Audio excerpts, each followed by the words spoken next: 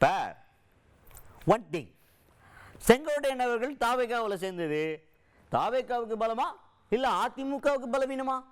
இந்த கேள்வி இருக்கா? இதை யார்கிட்ட கேட்டுருக்கலாம்? இல்லை பொதுவாக யார்கிட்ட கேட்போம்? அதிமுக கிட்ட கேட்கலாம், இல்லை தாவேகால கேட்கலாம்.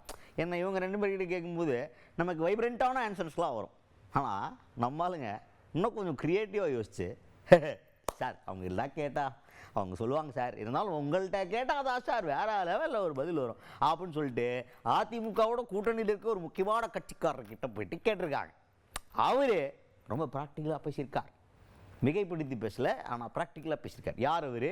தமிழ்நாடு பாஜக தலைவர் நயினார் நாகேந்திரன் அவர்கள். அவர் தான்.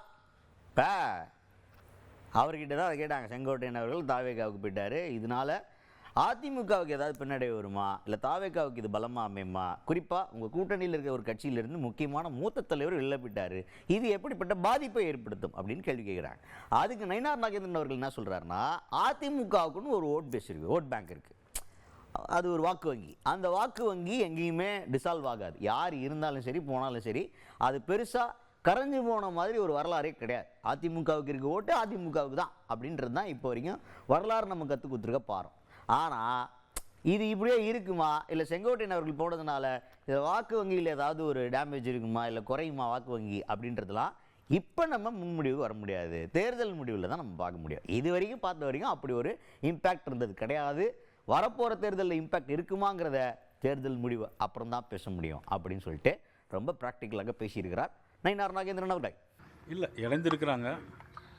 பட் அதிமுகவை பொறுத்த மட்டும் எப்பொழுதுமே தனக்குன்னு ஒரு வாக்கு வங்கி உள்ள கட்சி, அதில் யார் இருந்தாலும் அந்த வாக்கு வங்கி அவர்களுக்கு சேரும்.